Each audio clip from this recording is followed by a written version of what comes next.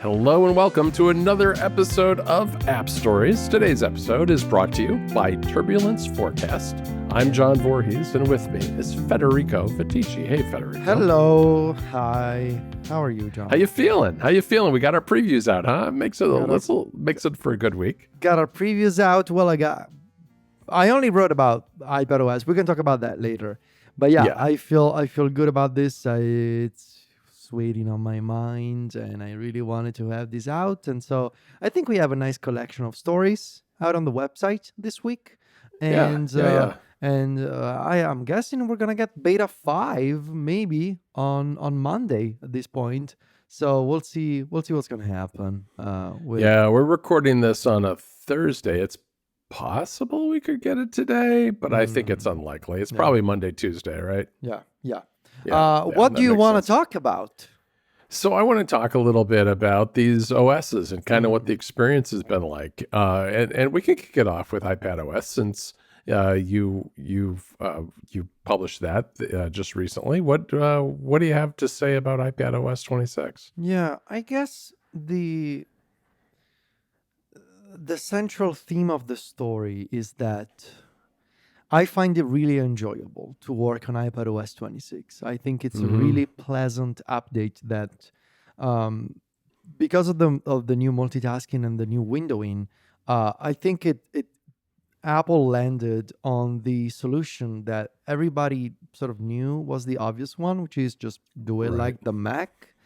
But after having gone through all the iterations of iPad multitasking, the full screen and then split view and slide over, and then enhancements to slide over, and then stage manager, and now this, it kind of feels like a breath of fresh air, even though it's not fresh air per se, because it's sort of copying the Mac.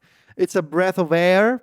It's not fresh. It's a breath of air. It has its own iPad spin on it, though, I'd say, which I think is worth noting, because you're right. I mean, I think Apple has always said we want these devices to kind of be themselves and to create a UI that works with whatever the essence of that device happens to be. And I think they went maybe too far out on the spectrum with the iPad for a very long time. They brought it closer to the Mac, yet it's still unique in its own way, I think, especially in how you invoke those different multitasking features. Yeah, I agree. And so I think I find it really enjoyable to work on the iPad.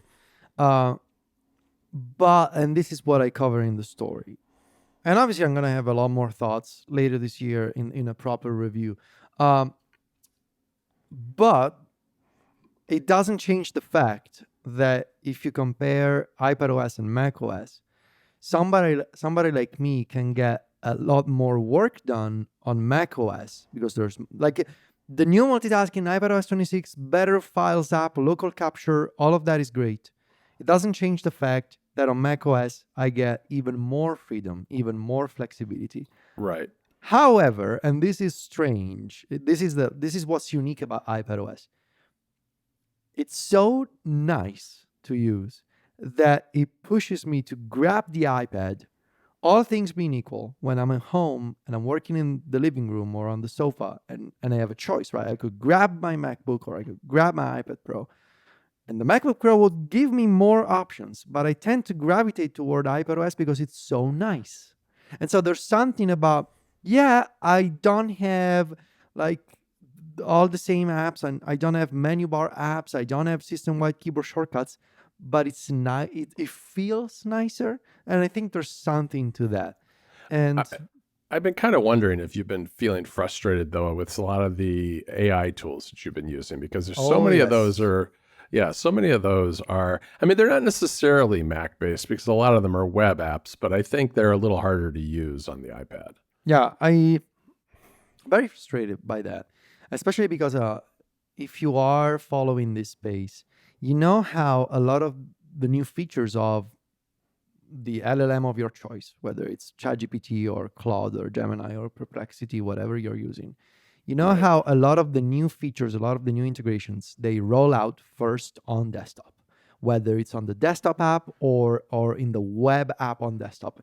There's a whole conversation to be had I already wrote about web apps on the iPad and how we are living in this weird timeline where An iPad Pro now has the same kind of windowing as macOS or the same menu bar as macOS. It's powerful enough. And yet, the thing that Apple cannot control is the third-party ecosystem. Apple can ship the best multitasking in the world on the iPad, but that doesn't necessarily mean that third-party developers are going to say, we're now going to make our iPad apps really just the same as the Mac ones. So right. You're left with, once again, I wrote about the iPad Switch solution a few months ago. You're left with, like, if I want to take advantage of all the features of ChatGPT or Notion or Claude, I have to use the web app on the iPad. But I don't know what it is. Using those web apps in Safari for Mac and Safari for iPad is always a little bit worse. And it's like the paper cuts situation. Like, it's small things, but they add up. You lose the system benefits, like some of the share sheet stuff and other things that you might have in those apps otherwise. Yeah. So I think I am going to, I spoke about this I was a guest on Mac Power Users a couple of weeks ago. And we had this conversation with Stephen and David. I think, I've been living the iPad lifestyle for almost 15 years, really. And I think the next 15 for me, depending on what Apple does, obviously, who knows what computers are going to ship. But based on the knowledge and the information that I have now, I think the next 15 years for me are going to be pretty much equally split between iPadOS and macOS. If anything, because there are a lot of things that I like about iPadOS, and they're getting a lot of things right in iPadOS 26. But there are some things that I want to use, features, apps that I want to use, and those are macOS only. Ideally, down the road, 5 years from now, maybe that won't be a problem. Maybe we'll get a new kind of Apple computer that is both a tablet and a computer with the same flexibility of macOS. Apple says they're not going to do it. Apple says many things. Would you say, Federico, though, that the time it has taken for Apple to get where they are with iPadOS 26, that the cost of that is, in fact, what you're talking about? The cost of it is the lack of third-party support at this point? Yeah, I think so, because you end up in this situation where unless you only use Apple apps, right? Or the few... the few indie apps that are always updated for the latest features. But if you're the average user that uses, I don't know, Slack, Google Workspace, Notion, ChatGPT, like the apps that everybody uses, that those apps are not as great on the iPad as they are on the Mac, right? And so I think it's quite ironic that we're now at the point where we've complained over the years about Apple not taking care of iPadOS. Now they are taking care of iPadOS, and it's still not enough because you don't have. That's the thing you cannot control if you're Apple, right? Because you have a decade plus of ignoring certain requests and certain developer technologies, and you have developers saying, "You know what? I'm just going to ship on desktop. I'm going to ship a web app, or I'm going to ship a desktop app." Because iPadOS is too limited. Now, I guess the question is iPadOS 26 enough to sort of turn this ship around and convince those companies that, hey, the iPad is worth paying attention to? I don't know. Maybe. But the other thing, I think the other piece of it, besides iPadOS taking a long time to get to where it is today, is that web apps have just kind of taken off on their own as a way to get around the App Store and siloing on platforms. And as a result, that ship may have already sailed, regardless of whether iPadOS is good. But that's kind of a negative point of view. I do think that the linchpin to this design is the way the iPad now handles full screen mode. The fact that it's so easy to get in and out of full screen mode without screwing up kind of your window environment. I mean, maybe you could talk a little bit about that, because to me, that's kind of where, when I use it, I feel like, oh, this is the right balance. This lets me do the simple stuff that honestly is a lot of what I do, but also lets me dig in a little deeper and have that multi-window experience that I miss when I'm on the iPad in the past. I love it so much because what's great about the iPad is that it can be a focused machine, right? And so what I love doing is, so I got all my windows, right, in iPadOS Right. 26. I've been using the 13-inch iPad Pro because of iPadOS 26. I have an accessory coming that I want to talk to you about in a minute, and Wow. I think you'll understand why. Um, I love having the windows, but sometimes, like when I was finishing my story, I love to just focus on one task at a time. What I Sure. do is I hit Globe F on the Magic Keyboard to instantly go full screen, or you can use the green button, or you can manually resize. I just prefer doing Globe F, and so it Yeah. instantly takes the app in full screen. So what Apple has done here, I think they did it a couple of betas ago, and it's a absolutely genius design. So let's say that you have 4 windows. And one of those windows is, I don't know, Safari. Now, when you turn Safari full screen, it goes full screen. And you can swipe horizontally on the home indicator, like before, like on the iPhone. And in doing that, you will cycle through just your full screen apps. So you go from Safari to the previous app that was using full screen. Mm-hmm. However, at any point, you can hit Globe F again, or you can resize Safari. And it doesn't sit by itself. It rejoins the previous windows in the workspace. Right. Right. Which is really interesting because what you're saying is you had 4 windows open, you went full screen with one. And when you swipe to go to the next app, you're not going back to apps 2, 3, and 4. You're going to whatever was the last full screen one. It almost like you enter another layer. It's like a sub layer of multitasking. You have your windows in your current workspace. You cannot have spaces on the iPad. So all your windows go together unless you enable Stage Manager. That's a different conversation. But when you enter full screen, you're like in this special limbo of just the full screen windows, right? Yeah. But when you, at any point, you can say, well, this full screen window, I don't need it to be full screen anymore. I'm going to resize it. And it joins the windowed apps again. So I think it's really clever. And I think it's exactly the sort of design that you want to have if you're, maybe I'm projecting, I don't know, but if you're working on a foldable device that needs to alternate most likely between full screen and windowed mode, I think that sort of spatial design and sort of layout and architecture is probably something you want. And so, yeah, I think Apple's done an awful lot of thinking about spatial design and breadcrumbing and understanding where you are within a set of multiple apps. And that paradigm has been around for a long time on the Mac, but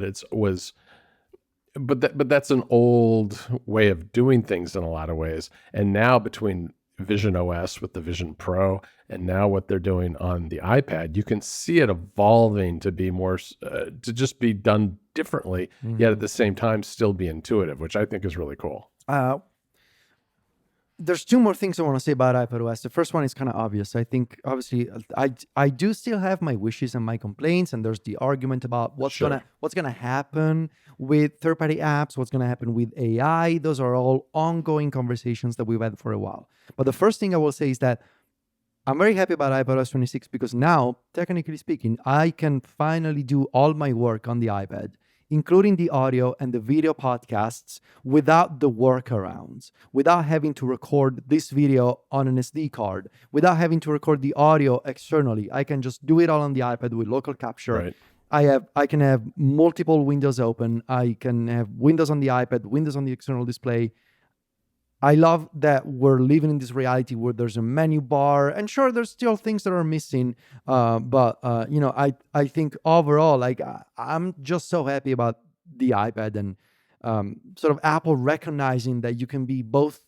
You can have both a simple and intuitive platform, but also more power user stuff.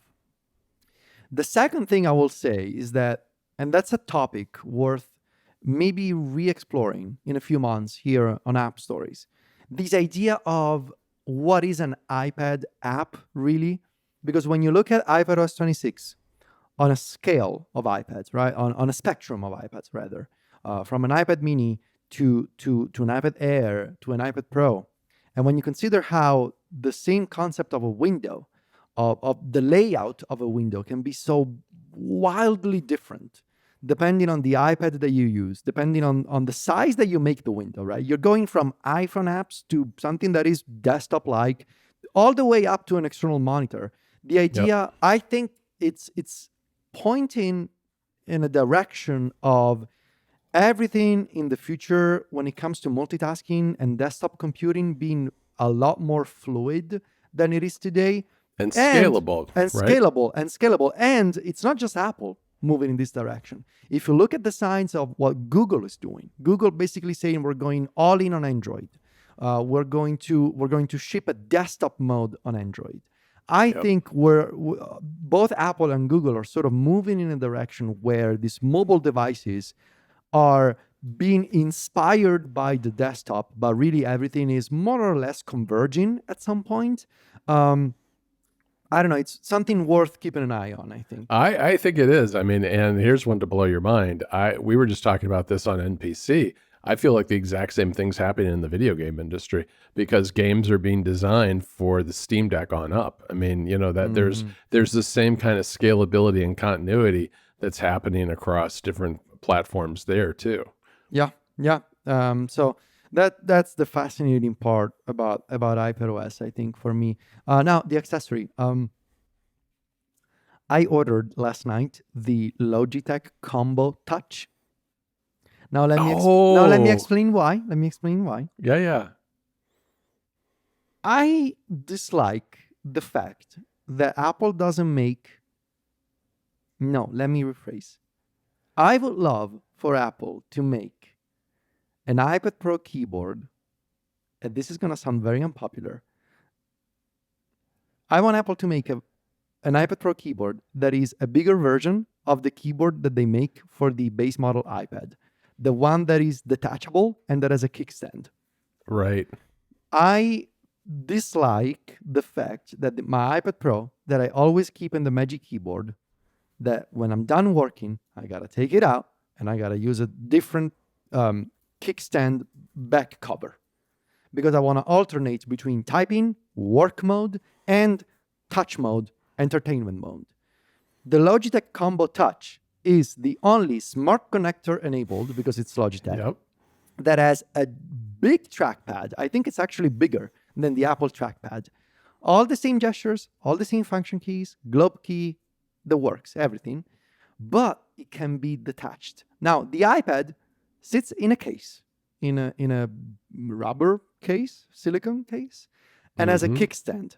Now, I know that kickstands are not for everybody, but I'm very intrigued by the idea of essentially you can have it both ways. You can have a Magic Keyboard-like experience, but at any point you can detach it and you can use your iPad as a tablet.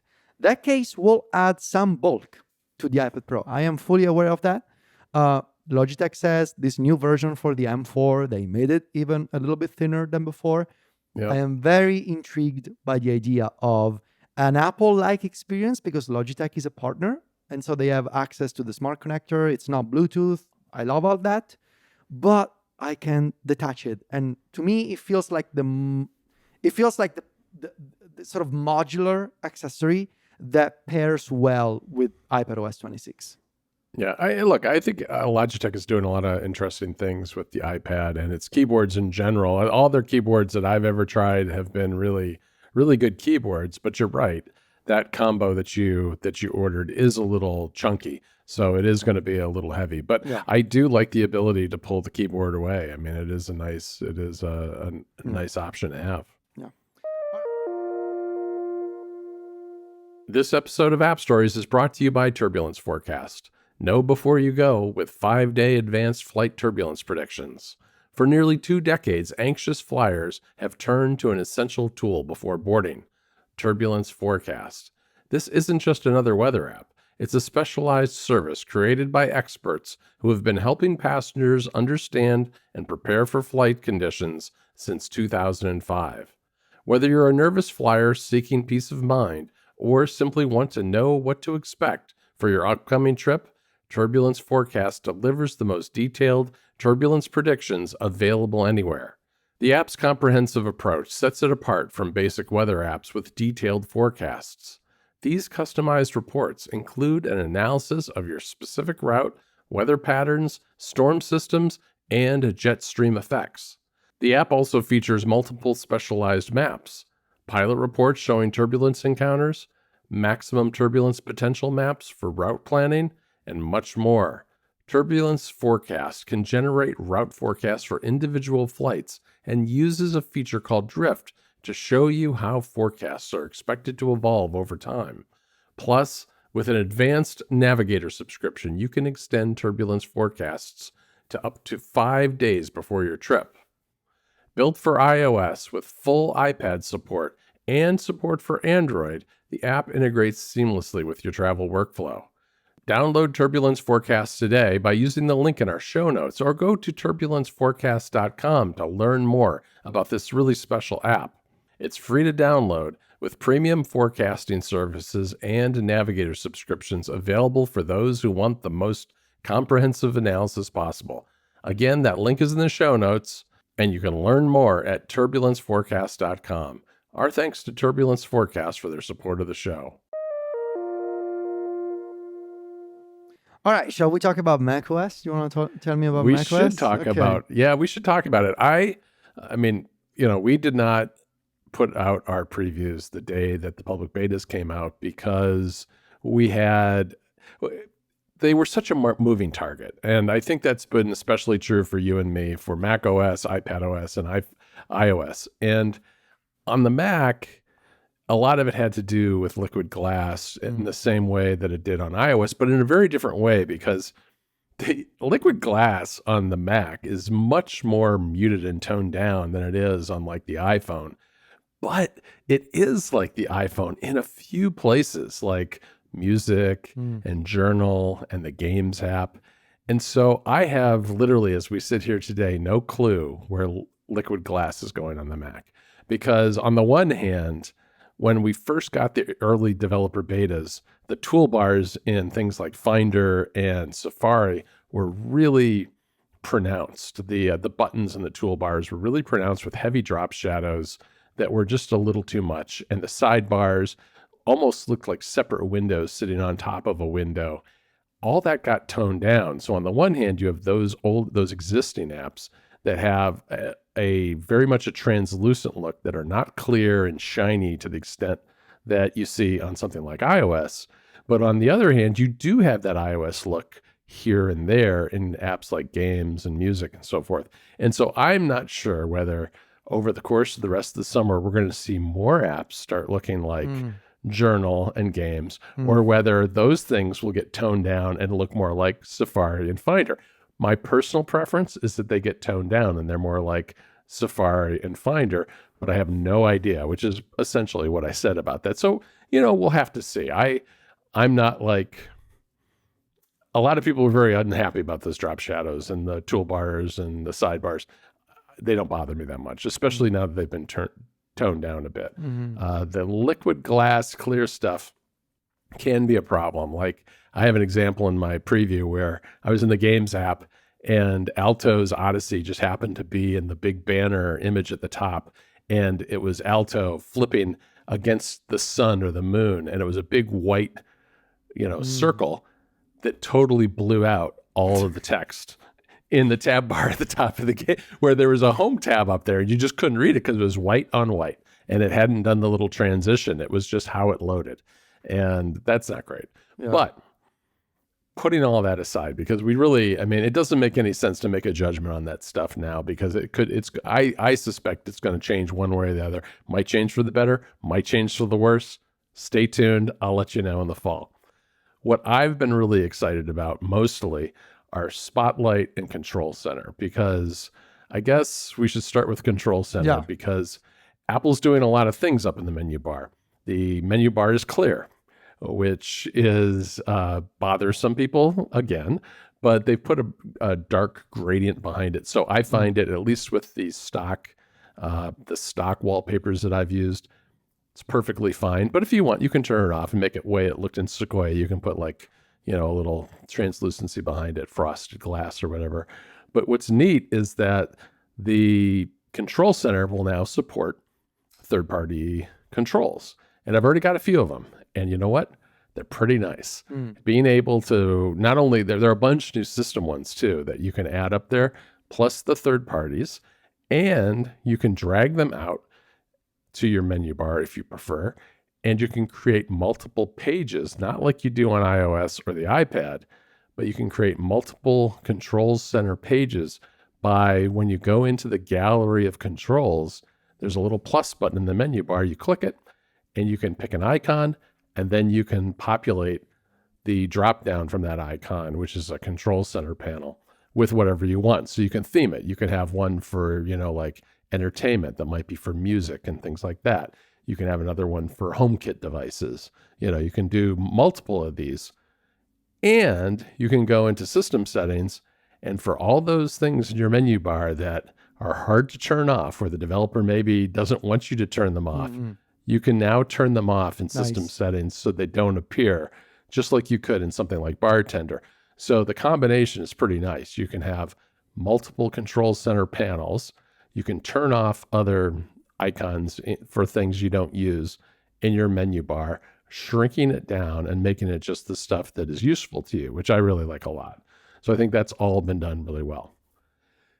In terms of Spotlight got a real productivity makeover this year because, in the past, a lot of times Apple has done things like added web resources to Spotlight. Like maybe you search for an actor and you get a little bio of the actor, or you search for a movie and you get a thing from IMDb. Now, app intents have been incorporated into Spotlight. So I can start a message in Messages to you, for instance, or I can add a task to Reminders right from Spotlight. But I can also access my shortcuts. I can give them keyboard shortcuts, like little 2-letter combos to trigger any of these actions. I can access the actions in the menu bar, in the menu system for an app. So if I'm in Obsidian, I can just open Spotlight and start typing the word right, and it'll give me the menu option for putting the window on the right-hand side, stuff like that. It's really powerful between actions, file search, app search with suggestions that float to the top. I have noticed indexing being slow at times. Part of that's the beta, because a new beta comes in. I think it reindexes the whole thing from scratch. And over time, the developer betas to now, it's gotten a lot snappier and faster. So it's been working pretty well. I like it a lot. I mean, it's really, for me, replaced Raycast entirely. Yeah, I was gonna ask. Would you say that, especially when it comes to running shortcuts, is it as fast as Raycast? At times it has been. That's the thing, is it's a little hard. It hasn't settled down enough to be sure. It can be, especially if you give it one of those aliases, a little 2-letter alias. So yeah, it can be. It's. I think that right now Raycast probably has a slight edge in certain things like that, where it's a little bit faster. But over time, they've been tuning Spotlight, and Apple's made it a lot faster to do those things. I guess the other thing I should mention is there's a clipboard history built in that collects the last 8 hours of your clipboard history. That's not long enough. It's not long. No, it's not great. So what I've done, I've left Raycast installed, and I use Raycast for the clipboard history almost exclusively now, because plus in Raycast you can do things like pin certain things in your clipboard history. So that's kind of a nice feature to have that Spotlight doesn't have. But yeah, that's pretty cool. Can you tell me how the triggering a third party, or just in general app intents from, like individual app intents from Spotlight, how does it work? You just start typing the name of what you want to do, and it just runs the action, even if you don't if you don't make a shortcut with that action beforehand. Correct. They're just in there. It's a little bit like an app shortcut, right? Where they're made by the system, where it's just one action that you can do in an app. And so as you start typing some sort of action you want to take, it'll pop up in the list, and you just hit enter, return, and if that action has a parameter that needs to be filled in, what's going to happen?